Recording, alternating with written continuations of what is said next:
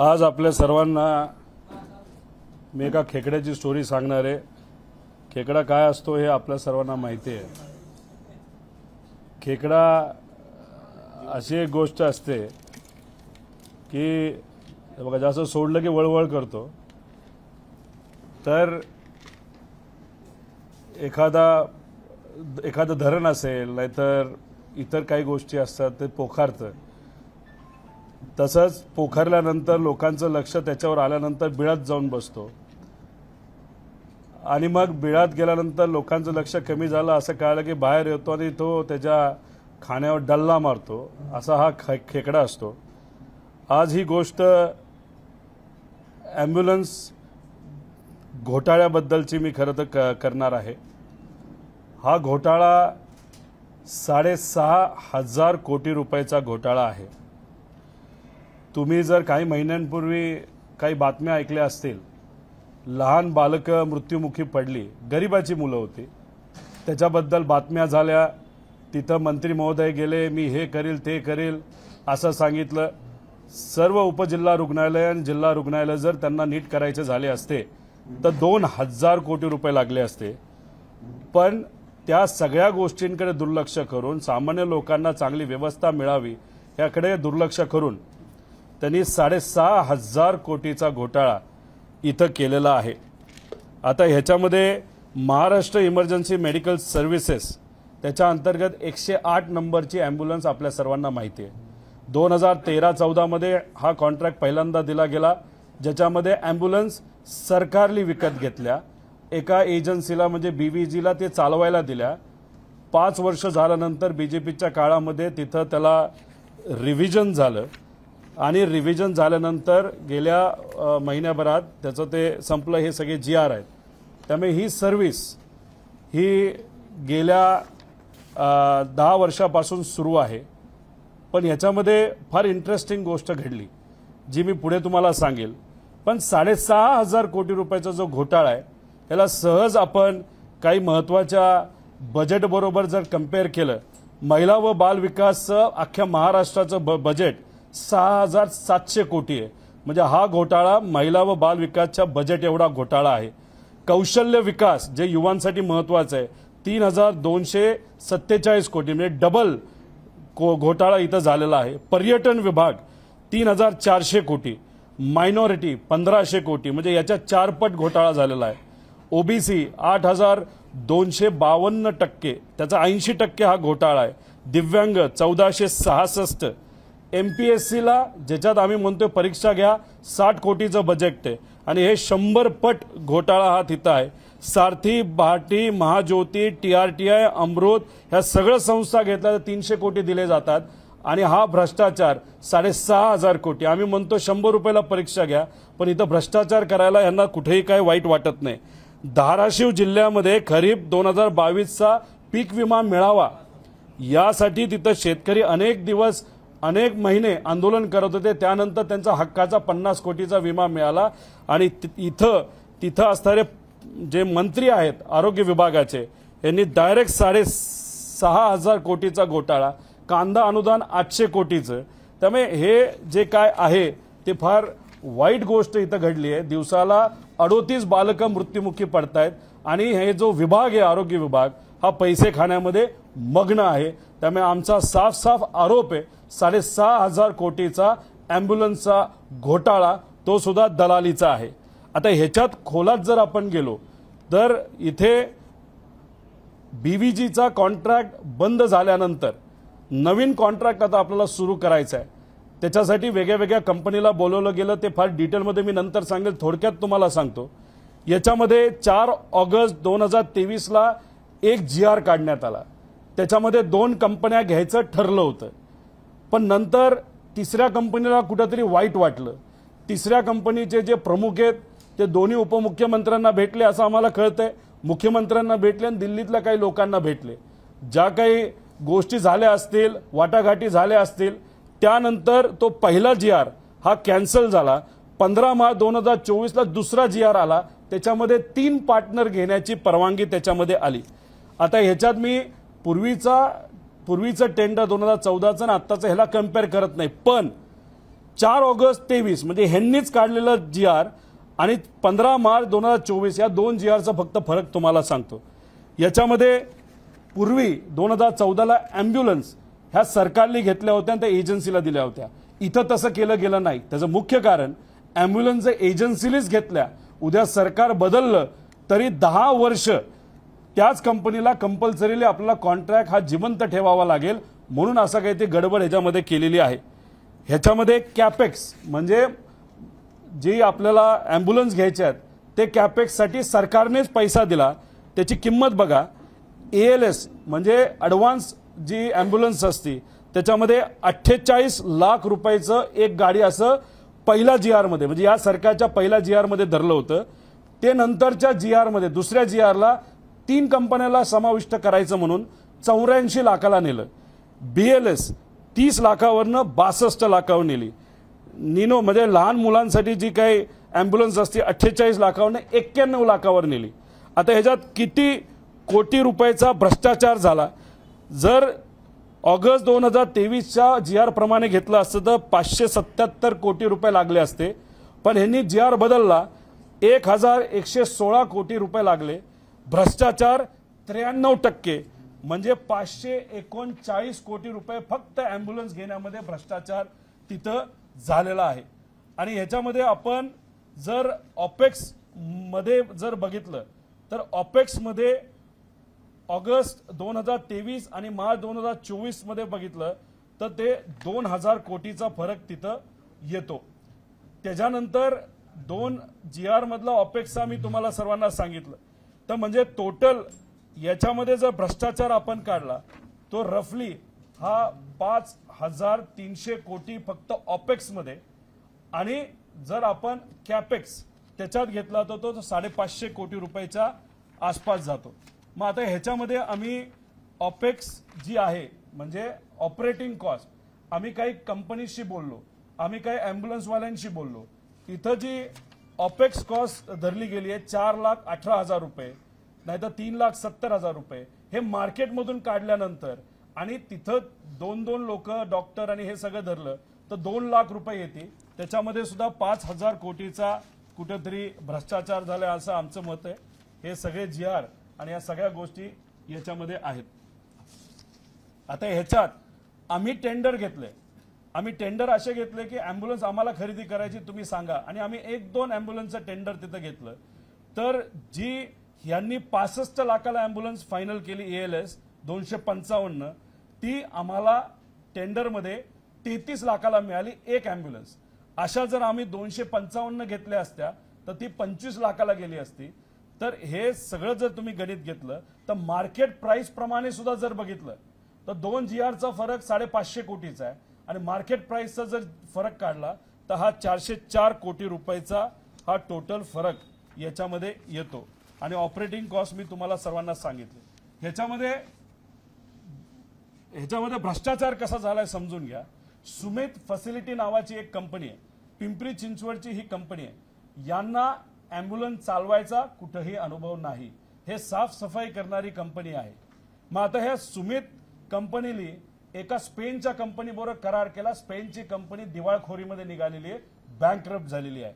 म्हणजे त्या कंपनीचा अनुभव दाखवला, सुमितवाल्यांनी त्यांच्याबरोबर टायअप केला, आणि 16 जानेवारी 2023ला दावोसला मुख्यमंत्री तिथं असणारे जे इंडस्ट्रियल मिनिस्टर यांच्या सगळ्यांच्या उपस्थितीमध्ये त्यांनी करार केला। तो करार असा होता, इमर्जन्सी सर्व्हिसेस प्रोजेक्ट महाराष्ट्रासाठी डिझाईन करावं असा त्यांचा तो करार होता। त्याच्यानंतर हे टेंडर जेव्हा सुरू झालं तेव्हा सेंट्रल व्हिजिलन्स कमिटीचे एक नॉर्म्स असतात की आपल्याला टेंडरची तारीख किती दिवस ठेवू शकतो, किती दिवसामध्ये तो ओपन करू शकतो, त्याच्यानंतर डॉक्युमेंट सबमिट करायला किती दिवस देता येतात, आणि त्या सगळ्या ह्याच्यामध्ये इथं फ्लॉज आहेत, आणि तिथं कुठेतरी ते जे काही टर्म्स अँड कंडिशन पाळलेत असं नाही। त्याच्याच बरोबर ह्याच्यामध्ये जर खोलात आपण गेलो, आता ही जी कंपनी आहे सुमित, हिला कशासाठी करार केला होता की प्रोजेक्ट डिझाईन करण्यासाठी, पण नंतर याच कंपनीने टेंडर केलं गेलं, टेंडर डिझाईन केलं गेलं, आणि सुमित स्वतः या टेंडरमध्ये सहभाग घेतला एका कंपनी बरोबर। त्यामुळे पहिला GR हा सुमित आणि त्या मित्र कंपनीचा होता. पण मग BVG नावाची जी कंपनी आहे त्यांना कुठेतरी वाईट वाटलं. त्यांनी विविध मंत्र्यांना भेटी घेतल्या आणि त्याच्यानंतर मग तो दुसरा करार झाला, त्याच्यामध्ये BVGला सुद्धा घेतलं गेलं. म्हणजे ह्याच्यामध्ये मॅन्युप्युलेशन झाले. आता ह्याच्या खोलामध्ये आपण जर गेलो तर ह्याच्या खोलामध्ये गेल्यानंतर फॉरेन्सिक ऑडिट आपण केलं. फॉरेन्सिक ऑडिट कशाचं केलं? सरकारच्या टेंडरचं केलं. कशावर केलं? त्यांच्या वेबसाईटवर केलं. त्याच्यावर जर आपण गेलो तर टेंडर डॉक्युमेंट जे झालं होतं त्याचं खोलात फॉरेन्सिक ऑडिट केल्यानंतर त्याचा आम्ही पुरावा पण आहेत, आम्ही हे नोटरी सुद्धा करून घेतलेलं आहे. तर ह्याच्यामध्ये जर बघितलं सुमित या कंपनीने टेंडर डॉक्युमेंट तयार केलं. म्हणजे पेपर सेट केला सुमितली, परीक्षा देणार कोण होतं तर सुमित, आणि पास कोणाला केलं गेलं तर सुमितला. आणि त्याच्यामध्ये भ्रष्टाचार किती झाला? ओव्हर अ पिरियड ऑफ 10 वर्ष 6,500 कोटी. आणि ही गोष्ट आपल्या सर्वांसमोर इथं आम्ही मांडत आहोत. दावोसचा फोटो इथं आहे. त्यामुळे हे जे काय झालेलं आहे ते चुकीचं झालेलं आहे. 6,500 कोटीचा ह्याच्यामध्ये भ्रष्टाचार झालेला आहे. आणि सरकारी दिलेले जे नियम आहेत CVCचे ते गाईडलाईन्स कुठेही पाळले गेले नाहीत. आता ह्याच्यात आमचा असा प्रश्न आहे की याच्यामध्ये आरोग्यमंत्री जबाबदार आहेतच. एक तर त्यांनी त्यांची खुर्ची सोडावी, त्यांचं पद सोडावं. पण ही फाईल जात असताना आम्हाला जे कळालेलं आहे की फायनान्स मिनिस्ट्रीकडे पण फाईल गेलेली. मग ही गोष्ट त्यांच्याकडे गेल्यानंतर त्यांनी ती पास कशी गेली? त्यानंतर आम्हाला हे कळालेलं की फायनान्स मिनिस्टरकडे कुठलीही फाईल गेली तर ती दुसऱ्या DCM म्हणजे देवेंद्र फडणवीस साहेबांकडे जाते. त्यांनी याच्याकडे दुर्लक्ष केलं का? मुख्यमंत्र्यांकडे सुद्धा ही फाईल गेली असं आम्हाला कळालेलं आहे. त्यामुळे ह्याच्यामध्ये जे 6,500 कोटीचा भ्रष्टाचार झालेला आहे त्याला कोण कोण जबाबदार आहे असा प्रश्न आमच्या सगळ्यांचा आहे. एका बाजूला लोक मरतायत, अँब्युलन्समध्ये नीट सेवा BVGकडनं दिली गेली नाही म्हणून अनेक बातम्या आलेल्या आहेत. अशा परिस्थितीमध्ये तुम्ही BVGलाच परत देता. इतर ठिकाणी BVG हे बॅकलिस्टेड आहे. आणि मग अशा परिस्थितीमध्ये तुम्ही CVCच्या गाईडलाईन्सला फाटा देत कदाचित इथं आता इलेक्शन सुरू होणार आहे त्याच्या आधी वाटाघाटी कराव्या. आणि आम्हाला असंही कळतंय मार्केटमध्ये आता कोण सांगतं काय सांगतं सांगणारे बरेच असतात की आता हेच लोक इलेक्शनला फंड देण्यासाठी हे BVG असेल नाहीतर सुमित असेल अशा प्रकारची लोक कुठेतरी मार्केटमध्ये इलेक्शनला फंड देण्यासाठी ते फिरत आहेत. म्हणजे मग असं आहे का की ह्याला घाई करण्यात आली कारण इलेक्शनला मोठ्या प्रमाणात निधी देण्यात यावा? आणि मग हे जे काही सगळे नॉर्म्स आहे मी इथं असणाऱ्या सर्व सामान्य लोकांना विनंती करतो, आव्हान करतो, ही फाईल आपल्याकडे आहे, सगळे पुरावे आहेत, सगळे डिटेल्स आहेत. आणि मग आपल्यातलं जर कुणी पुढे येऊन कोर्टात जर हा विषय घेऊन जायचा असेल तर आम्ही सर्वांचं स्वागत करेल. कारण की ह्याच्या आधी एक विषय कोर्टात गेला होता जो आम्ही अधिवेशनात मांडला होता. 67 कोटी वर्षाचं टेंडर हे डायरेक्ट 650 कोटीला नेलं गेलं. जेव्हा हा विषय कोर्टात गेला कोर्टाने त्याच्यावर ताशिरे ओढले आणि ते टेंडर कॅन्सल केलं. आता मला कारण का हा विषय फक्त काही नेते नाहीतर काही आमदार नाहीतर काही लोकप्रतिनिधीच हे पुढे घेऊन जाऊ शकतील असं नाही. हा लढा सामान्य लोकांचा सुद्धा आहे. त्यामुळे जर आपल्यातलं कुणी 2 लोक इच्छुक आहेत पण आपल्यातलं कुणी जर इच्छुक असेल कोर्टात घेऊन जाण्यासाठी सगळे आमच्याकडे पुरावे आहेत. टेंडर कसं फसवण्यात आलं, टेंडर कसं मॅनेज करण्यात आलं, CVC नॉर्म्स हे कसे वळवण्यात आले आणि बऱ्याच काही गोष्टी याच्यामध्ये ज्याच्यामध्ये डायरेक्ट काही मोठ्या नेत्यांवर हे डिरेक्शन जातं की त्यांनी तिथं भ्रष्टाचार केला. त्यामुळे हा 6,500 कोटीचा भ्रष्टाचार इथं झालाय असं आमच्या सगळ्यांचं मत आहे. आणि याच्यावर जर आपल्याला कुठले प्रश्न विचारायचे असेल तर त्या प्रश्नाचं उत्तर देण्यासाठी आम्ही तयार आहोत.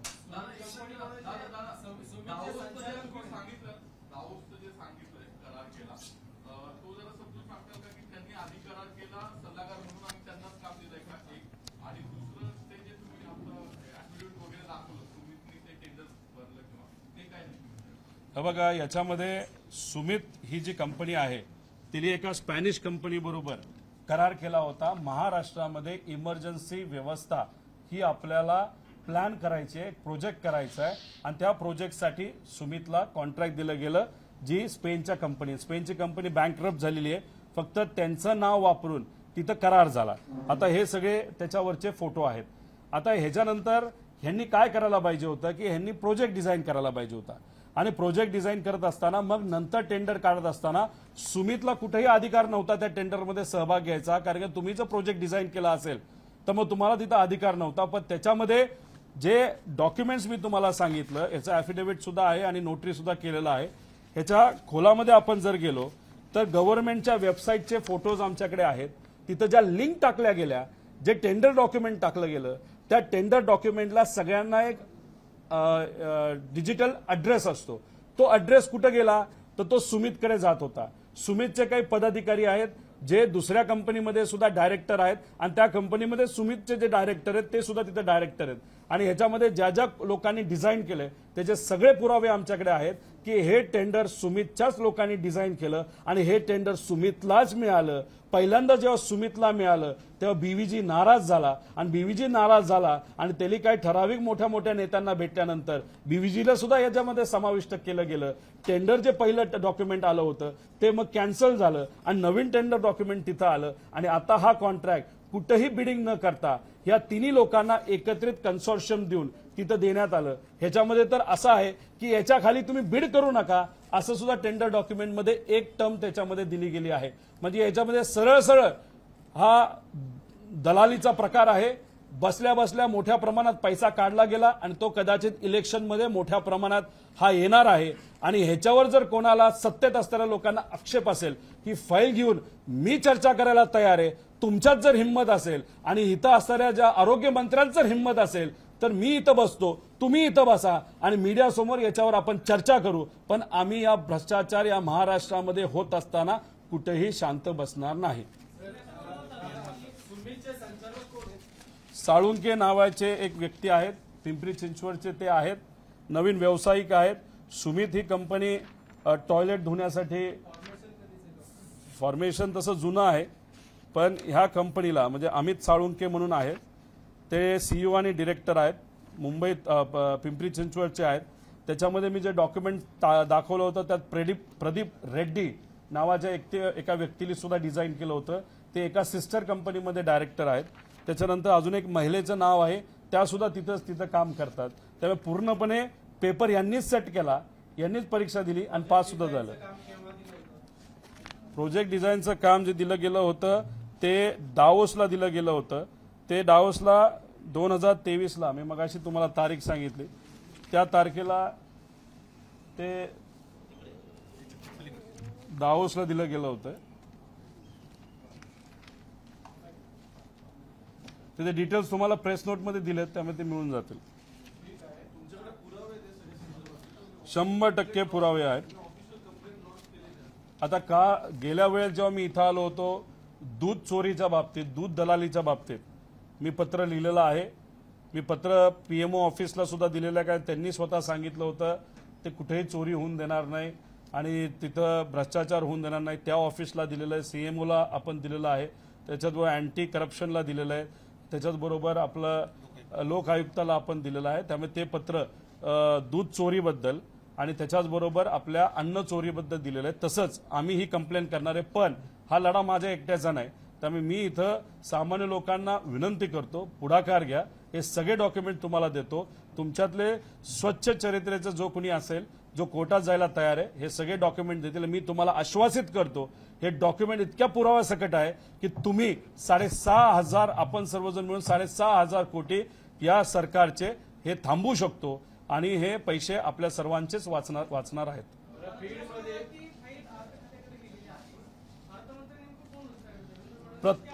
प्रत्येक फाईल हे अर्थमंत्र्यांकडे जाते. जो विषय कोर्टामध्ये गेला होता स्वच्छतेचा हॉस्पिटलच्या 67 कोटीवरनं डायरेक्ट 650 कोटीवर जे आकडा नेला गेला वर्षाला, त्याच्यामध्ये 450 कोटी वर्षाचं भ्रष्टाचार होता. ती सुद्धा फाईल फायनान्स मिनिस्टर साहेबांकडे गेली होती. आता कोर्टाने त्याच्याकडे ताशेरे ओढले, ते थांबलं. पण आता टेंडर थांबलं असलं तरी भ्रष्टाचार तर होणार होता, इंटेन्शन होतं. आता ही फाईल सुद्धा फायनान्स मिनिस्टर साहेबांकडे गेली असावी, त्यांनी त्याच्याकडे का दुर्लक्ष केलं हे मला माहित नाही. आणि फायनान्स मिनिस्टरकडेच जाते अशी नाही, सगळ्या फाईल या फायनान्स मिनिस्टर साहेबांकडे पण जातात आणि देवेंद्र फडणवीस साहेबांकडे पण जातात. त्यामुळे दोघांना या बाबतीतलं माहिती असावी. आणि सगळ्यात मोठा घोळ असा आहे की टेंडर डॉक्युमेंटमध्ये असं सांगण्यात आलेलं आहे की एका कॅबिनेट मीटिंगमध्ये हा विषय घेतला होता, पण त्या कॅबिनेट बैठकीचे आम्ही मिनिट्स बघितले. जे काही सरकार जाहीर करतं त्याच्यामध्ये कुठेही या अँब्युलन्सच्या कराराबद्दल टेंडरबद्दल मेन्शन सुद्धा केलं गेलं नाही. म्हणजे ज्या तारखेचं मेन्शन झालं की कॅबिनेट बैठकमध्ये आम्ही हा मुद्दा घेतला, त्या कॅबिनेट बैठकीच्या MOM मध्ये मिनिट्स ऑफ मीटिंग मध्ये जे सरकारने जाहीर केलेलं आहे त्याच्यामध्ये याच्याबद्दल कुठेही काहीही लिहिलं गेलं नाही. वाढल्याचं म्हणताय 33 लाख ओपन मार्केटमध्ये घेतली, तर आता बिडिंग मध्ये किंवा टेंडर मागवल्यावर ज्या कंपन्या सहभागी होतील त्यांनाच ते हे मिळतं. तर आता आपण असं एकदम म्हणू शकतो का इतरांचे जो 33 लाखाने देणारा होता तो का नाही सर, अशा कुठल्या कंपन्या होत्या त्या का नाही त्याच्यात सहभागी? याच्यामध्ये असं आहे की त्यांना अनुभवाची अट टाकली गेली. अनुभवाची अट ही स्पॅनिश स्टँडर्ड प्रमाणे दिली गेली. म्हणजे 5 मिनिटांमध्ये झालं पाहिजे, 10 मिनिटांमध्ये झालं पाहिजे. आता BVGचा पूर्वीचा अनुभव तुम्ही काढा, किती मिनिटात ते सेवा देतात. आता तुम्ही स्पॅनिश पद्धतीने नाही तर स्पेनच्या पद्धतीने जर इथं तुम्ही करार करणार असाल तर भारतामध्ये इतर राज्यामध्ये ज्या काही व्यवस्था चांगल्या चालल्यात ते थोडी तिथं बीड करू शकतात. आणि ह्याच्यामध्ये अजून एक घोळ असा होता की अँब्युलन्स अशा विशिष्ट पद्धतीने तुम्ही डिझाईन करा आणि पुढच्या 8 दिवसामध्ये आम्हाला दाखवा, असं सुद्धा कंडिशन त्याच्यामध्ये टाकली होती. सुमितली त्यांची अँब्युलन्स तयार ठेवली होती, पण मग एक कंपनी साऊथ इंडियाची दक्षिण भारतातली त्यांनी सांगितलं, कोर्टात गेले असं आम्हाला कळतंय की बाबांनो आम्हाला 8 दिवसामध्ये हे करता येणार नाही, आणि मग ती कंडिशन रद्द करण्यात आली. म्हणजे हे जे तुम्ही बोलत आहात तर ह्या गाड्या 1500 नॉर्मल अँब्युलन्सेस आहेत आणि खास ज्या आपण ॲडव्हान्स म्हणतो त्या 250च्या आसपास आहेत. भारतामध्ये एकच कंपनी कदाचित याच्यामध्ये क्वालिफाय होऊ शकते गाडी म्हणून, आणि इक्विपमेंटसाठी फक्त ठराविकच एक कंपनी आहे, ती भारताच्या बाहेरची, तीच क्वालिफाय होऊ शकते. त्यांना क्वालिफाय होण्यासाठीच हे घेतलं गेलं आहे असं दिसतंय. ती मी खूप डिटेलमध्ये गेलेलो नाही. तानाजी सावंतांनी खुर्ची सोडावी असं तुम्ही आता म्हटलात. आरोग्यमंत्री तानाजी सावंत शिवसेनेचे, फायनान्स मिनिस्टर राष्ट्रवादी काँग्रेस अजित पवार, दुसरे उपमुख्यमंत्री भाजपचे देवेंद्र फडणवीस आणि पुन्हा मुख्यमंत्री, या सगळ्यांवरती कारवाई व्हावी किंवा यांच्या सगळ्यांकडनं तुम्हाला हीच अपेक्षा आहे का? आणि मुख्यत्वे याच्यातला मुख्य लाभार्थी कोण आहे की जो या पैशाचा वापर निवडणुकीसाठी करणार आहे? आरोग्य मंत्रालय याच्यासाठी मुख्य लाभार्थी आहेत. आता त्यांच्याकडे हा पैसा नाही तर जर काय आला असेल तर त्यांनी कोणाकोणाला दिलंय हे आपल्याला सांगता येणार नाही, पण सत्तेत जे कोणी असतील ज्यांना लढायचे त्यांनाच कदाचित याचा आर्थिक लाभ झाला असावा असं म्हणतात. त्यामुळेच तर यांना एक कुठेतरी आत्मविश्वास आहे की आम्ही काही झालो तर निवडून येणार, कारण की यांच्याकडे पैसा असावा असं वाटतंय. आता ह्याच्यामध्ये एक स्टेटमेंट तुम्ही तानाजी सावंत साहेबांचं जर ऐकलं असेल तर अख्खा महाराष्ट्र भिकारी झाला तरी चालेल, पण मी भिकारी होणार नाही असं त्यांनी सांगितलं होतं. आणि 6,500 कोटीचा घोटाळा तुम्ही करताय, म्हणजे तुम्ही कुठेतरी सिद्ध करताय की तुम्ही तुमची आर्थिक पोळी भाजून घेताय, पण महाराष्ट्राला तिथं खऱ्या अर्थाने भिकारी करताय. त्यामुळे ह्याला ते तर जबाबदार आहेच. आणि या फाईलची मुवमेंट जिथून कुठून झाली तिथं आपल्याला खोलात जाऊन कोर्टाने त्याच्याबद्दलचे आदेश द्यावेत. आम्ही पत्र देऊ, पण आमच्या पत्राकडे हे दुर्लक्ष करणार आहेत. पण तरी सुद्धा कोर्टाच्या माध्यमातून हे टेंडर आम्ही कॅन्सल करू आणि पारदर्शक पद्धतीने हे टेंडर पुढे यावं, यासाठी आपल्याला काय काय करता येईल हे थोडंसं बघू. गेल्या वेळेस जे टेंडर स्वच्छतेचं 650 कोटीचं काढलं ते आम्हाला कळालं. मग संजय राऊत साहेबांनी तो विषय घेतला, आम्ही अधिवेशनामध्ये तो मांडला आणि मग काही लोक कोर्टात गेल्यानंतर ते टेंडर कॅन्सल करण्यात आलं. आता ही गोष्ट इतकी लपून छपून सुरू होती, ते मग आता कुठे ते कळल्यानंतर याच्यावर कारवाई ही झालीच पाहिजे आणि टेंडर कॅन्सल झालंच पाहिजे असं आमच्या सगळ्यांचं मत आहे. 100% त्यांनी राजीनामा द्यावा. तुम्ही अख्ख्या महाराष्ट्राला भिकारी करायला चाललेला आहात. तुम्ही हॉस्पिटलला पैसे वेळेवर देत नाहीत. जिथं कुठं तिथं लहान बालकं वारली तिथं जे काय अपग्रेडेशन करायला पाहिजे होतं ते अपग्रेडेशन अजून तुमच्याकडे झालेलं नाही. टोटल जर आपण बघितलं त्या अपग्रेडेशनला 2,000 कोटी लागणार होते, पण हे मग्न कशामध्ये आहेत तर 6,500 कोटी रुपये खायला. त्यामुळे तुमच्यात जर हिंमत असेल तानाजी सावंत साहेब, या फाईलच्या बद्दल आपण समोरासमोर येऊ. तुम्हाला 5 दिवस देतो. तुम्ही तर मंत्री आहात, तुमच्याकडे अधिकारी आहेत, तुमच्याकडे सगळे लोक आहेत. माझा चॅलेंज तुम्हाला आहे, मी हे सिद्ध करत आहे की तुम्ही 6,500 कोटीच्या ह्याच्यामध्ये भ्रष्टाचार झाला आणि तुम्हाला जर सिद्ध करायचं असेल नाही झाला तर समोरासमोर ठिकाण तुम्ही निवडा, मैदान तुम्ही ठरवा. लढायला आम्ही तयार आहोत आणि तिथं मग होऊ द्या समोरासमोर, मग बघूया कोण खरं आणि कोण खोटं. खेकडा जर आपण बघितलं तर पोखरण्याचं एक प्रतीक आहे. आज आरोग्य विभाग हा खेकडा पोखरतोय असं आमचं मत आहे. जसं जमीन पोखरतो तसा हा खेकडा वेळ येईल तसा बाहेर येतो आणि तो पोखरतो. त्यामुळे आरोग्य विभागामध्ये खूप मोठ्या प्रमाणात भ्रष्टाचार झालेले आहेत. त्याच्याबरोबर जे महात्मा फुले जीवनदायी योजना आहे त्याच्यामध्ये सुद्धा असं म्हणलं जातं, त्याचे पुरावे आमच्याकडे नाही आहेत, पण जे काय आम्हाला ऐकू येतं, नवीन एखादं हॉस्पिटल योजनेमध्ये घ्यायचं असेल तर 40 लाख रुपये घेतले जातात आणि पेमेंट जर काढायचं असेल तर प्रत्येक पेमेंटला 10% घेतले जातात. त्यामुळे एवढ्या मोठ्या प्रमाणात भ्रष्टाचार इथं चालल्यामुळे खऱ्या अर्थाने खेकडा या विभागाला पोखरतोय. तो खेकडा म्हणजे व्यक्ती म्हणून मी म्हणत नाही, पण विचार म्हणून म्हणतोय. पण हे दलाली सरकार आहे आणि दलाली किती तर कर्नाटकामध्ये भाजपचं सरकार 30% दलाली घेत होतं. महाराष्ट्रामध्ये हे सरकार आणि हे नेते 100% दलाली कुठेतरी घेत आहेत असं आमचं स्पष्ट मत आहे. दादा हे किती वर्षांसाठी किती हजार कोटींचं टेंडर आहे आणि सुमितची कंपनी म्हटली त्यांचा टर्नओव्हर काय? माझ्या अंदाजाने सुमितचा टर्नओव्हर हा 900 ते 1000 कोटीचा आहे, पण त्यांचा जो अनुभव आहे हा स्वच्छतेचा आहे. त्यांना या बाबतीतला कुठेही अनुभव नाही. आणि हे टेंडर जे आहे 10 वर्षाचं अंदाजाने 12,000 कोटी रुपयाचं आहे आणि त्याच्यामध्ये जर आपण बघितलं तर 6 ते 6,500 कोटीचा भ्रष्टाचार हा सरळ सरळ तिथं झालेला आहे. दादा हे भ्रष्टाचार तुम्ही प्रेक्षकांसाठी सांगा, नेमका भ्रष्टाचार झाला कसा, मोडस ऑपरेंडी काय? याच्यामध्ये सुमित नावाच्या एका कंपनीला दाओसमध्ये करार झाला. एक स्पॅनिश कंपनी तिथली आहे त्याच्याबरोबर करार दाखवला, कारण का सुमितला अनुभव नव्हता. तो अनुभव स्पॅनिश कंपनीचा घेतला, ती दिवाळखोरीत निघाली, ती बंदच पडली आहे. आणि मग ते अनुभव टायअप दाखवला. तो ते SGG का काहीतरी आहे कंपनीचं, ते मी प्रेस कॉन्फरन्स SSG का काहीतरी आहे. तर आता ते करार झाल्यानंतर मग जेव्हा हे भारतात परत आले, महाराष्ट्रात आले, तर मग ह्यांचं एक षडयंत्र सुरू झालं. BVGच्या ड्रायव्हरचं आंदोलन सुरू झालं. मग तिथं BVG बंद पडल्यासारखी दाखवली. मग त्याचा विषय घेऊन मग त्यांनी आता नवीन टेंडर काढू असं सांगण्यात आलं आणि त्याच्यामध्ये मग सुमितली तिथं टेंडर डॉक्युमेंट लिहिलं, त्याच्यामध्ये कंडिशन्स टाकल्या आणि अशा कंडिशन्स टाकल्या की मग जी त्यांची पार्टनर आहे स्पॅनिश SGG ते त्याच्यामध्ये बसू शकतं. आणि तो करार दाखवल्यामुळे मग सुमित बसत होतं. मग सुमित बसल्यानंतर BVG जे आहे ते जरा नाराज झाले, इकडे तिकडे पळायला लागले असं आम्हाला कळालं. आणि मग मोठ्या मोठ्या नेत्यांना ते भेटल्यानंतर मग असं ठरलं, अरे तुम्ही जो पहिला टेंडर काढलाय GR काढलाय त्यात 2च पार्टनर दाखवलेत, आता ते कॅन्सल करा, आता दुसरं टेंडर काढा, त्यामध्ये काही बदल झाले नाही. मग 2-3 महिन्यानंतर परत एक टेंडर काढलं, GR काढला, त्यात 3 पार्टनरला परवानगी दिली गेली आणि त्यात BVG आलं. मग यात कॉम्पिटिटिव्ह बिडिंग झालं नाही, ग्लोबल टेंडर झालं, पण त्याच्यामध्ये मोठ्या प्रमाणात कुणी त्याच्यात बिडिंग केलं नव्हतं.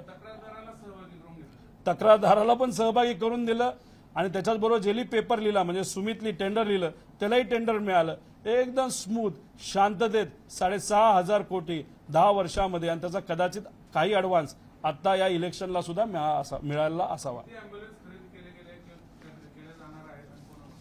याच्यामध्ये अंदाजे ॲडव्हान्स ज्या आहेत त्या 255 ॲम्ब्युलन्स आहेत. त्याच्यानंतर ज्या छोट्या ॲम्ब्युलन्स असतात त्या अंदाजाने 1500च्या आसपास कुठेतरी आहेत.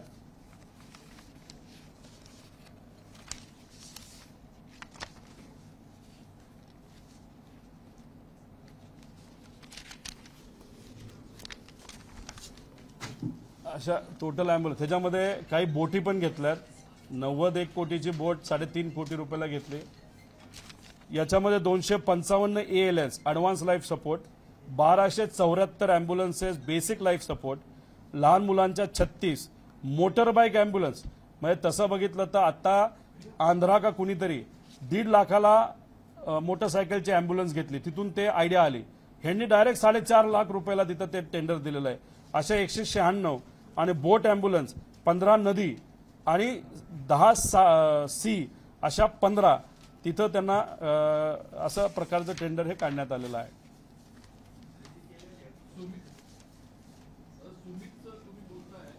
हो, याच्यामध्ये असंही कळतं की एक फार मोठे नेते जे एका मोठ्या पदावर आहेत आणि त्यांचे चिरंजीव सुद्धा याच्यामध्ये इन्व्हॉल्ड आहेत अशी एक चर्चा आहे. पण ते खूप डायरेक्ट डिटेल अजून मिळालेलं नाहीत. पण डिटेल जेव्हा येतील कदाचित कोर्टात हा विषय गेल्यानंतर बरंच काय बाहेर येईल. माझी विनंती एवढीच आहे सरकारला, तुम्ही खरंच पारदर्शक असाल तर याच्यावर तुम्ही एन्क्वायरी लावा. आम्ही तर कोर्टात जाणारच आहोत. आणि राहिला प्रश्न तानाजी सावंत साहेबांचा, तुम्ही महाराष्ट्र भिकारी करायला निघाला होता. हिंमत असेल तर या बाबतीत तुम्ही चर्चा करण्यासाठी आमच्या समोरासमोर या. आम्ही मैदानातून पळून जाणारे नाही तर लढणारे आहोत. आम्ही तुमची वाट बघतोय. पुढच्या 5 दिवसामध्ये प्रचार सभा सगळ्या बाजूला ठेवून तुम्ही सामान्य लोकांच्या बाबतीत भ्रष्टाचार केलेला आहे या विषयासाठी पुढच्या 5 ते 6 दिवसामध्ये तुम्ही जिथं सांगाल तिथं हे सगळे कागद घेऊन मी यायला तयार आहे. पण तुमच्यात ती हिंमत आहे का, एवढाच प्रश्न आहे. बीव्हीजीला बीव्हीजी जी कंपनी आहे त्याला विविध राज्यांमध्ये ब्लॅकलिस्ट केलं गेलं. त्याच्याचबरोबर नवी मुंबई महानगरपालिकेने सुद्धा त्या कंपनीला एका विषयाच्या बाबतीत ब्लॅकलिस्ट केलं गेलं. एखादी कंपनी जर ब्लॅकलिस्ट असेल तर त्या कंपनीला टेंडर दिलं जात नाही. तरी सुद्धा इथं टेंडर दिलं गेलं. त्या ब्लॅकलिस्टचे बरेच काही पुरावे आहेत, वेगळ्या वेगळ्या राज्यांचे पुरावे आहेत. ते सुद्धा जेव्हा केव्हा वेळ येईल ते पुरावे आम्ही तिथं देऊ. आणि ह्याच्यात आपण जर बघितलं त्याच्यात असे काही गोष्टी आहेत की अग्रीमेंट हे कुठेतरी 3 डॉक्टराचा असेल, एवढे ड्रायव्हरचा असेल, पण तसं नसून तिथं एकच ड्रायव्हर असतो, एकच डॉक्टर असतो. अशा प्रकारे सुद्धा तिथं केलेलं आहे. आणि बीव्हीजी मध्ये तर राजस्थानमध्ये एका ऑफिसरला 25 कोटी रुपयाची लाच देताना पकडलं. म्हणजे 25 कोटीची आणि हातात ब्राईब होती, 12 लाखाची ब्राईब होती, पण 25 कोटी रुपये त्यांनी तिथं दिले अशी चर्चा. आणि रेड हँडेड तिथं पकडलेलं आहे. म्हणजे कुठेतरी त्यांचा स्वभाव आणि सवय ही पैसे द्यायची असावी असं कुठं ना कुठेतरी तिथं वाटतंय. नाही, शोधावं लागेल, सत्यता आहे एवढंच मी तुम्हाला सांगतो. तानाजी सावंत सोडून आहेत. आता ह्याच्यात दुसरा मुद्दा, गेल्या वेळेस जे मी मुद्दे मांडले होते त्याच्यामध्ये दूध घोटाळा, त्याच्यावर एका अधिकाऱ्याचं स्पष्टीकरण आलेलं आहे. अधिकाऱ्याने असं स्पष्टीकरण दिलेलं आहे की आम्ही महानंदपेक्षा बरेच पैसे तिथं वाचवलेले आहे. त्या अधिकाऱ्यांना मी एक उदाहरण देतो, ते उदाहरण जरा तुम्ही समजून घ्या आणि त्या उदाहरणाप्रमाणेच तुम्ही बोलताय का हे जरा लोकांना सांगा. याच्यामध्ये मार्केटमध्ये कांदा जर 30 रुपयाला असेल आणि तुम्ही अशा एका मार्केटला गेला की जिथं एक माणूस 100 रुपयाला विकतोय, एक माणूस 200 रुपयाला विकतोय, एक माणूस 300 रुपयाला विकतोय आणि त्याच्यामध्ये तुम्ही जर 100 रुपयाचं टेंडर घेतलं तर कम्पेअर 300 आणि 100 मध्ये करून चालत नसतं. तुम्ही करताय 300 होतं, मी 100ला दिलं, अरे पण मार्केट 30 रुपयाला, त्याचं तुम्ही काय करता. आणि तुम्ही म्हणत आहात की ट्रान्सपोर्ट कॉस्ट असते. जिथं आश्रमशाळा आहे त्या आश्रमशाळेच्या जवळ सुद्धा अमूल नाही तर या मोठ्या कंपनीचा टेट्रा पॅक त्याच किमतीला मिळतो आणि तुम्ही काय हेलिकॉप्टरने सप्लाय करणार आहे. त्याच्याच बरोबर अन्न पुरवठ्याचा जो विषय झालाय त्याच्यावर अजून काही स्पष्टीकरण आलेलं नाही, कुणीच त्याबाबत बोलत नाही. पण पत्र देतो आणि एक आमदार जेव्हा पत्र देतो तेव्हा स्पष्टीकरण हे सरकारकडनं आलंच पाहिजे. त्याच्यामध्ये जर पैसे दिले गेले असतील, जर त्याच्यात खर्च झाला असेल, तोही खर्च परत कसा मिळेल यासाठी आम्ही सर्वजण लढणार आहोत. पण त्यांच्याकडे कुठं स्पष्ट उत्तर नाही. बसल्या बसल्या घरी बसल्या बसल्या दुधावर, ते सुद्धा आदिवासी मुलांच्या ज्यांना देणाऱ्या दुधावर यांनी मलिदा खाल्लेला आहे. त्याच्याच बरोबर SC समाजाच्या मुलामुलींना दिलेल्या अन्नावर सुद्धा यांनी मलिदा खाल्लेला आहे. आणि इथं गरिबाच्या लोकांना जिथं वाचवलं जातं त्या अँब्युलन्सवर सुद्धा यांनी 6,500 कोटीचा मलिदा खाण्याचा विचार केलेला असं आमचं मत आहे. ABP माझा, उघडा डोळे बघा नीट.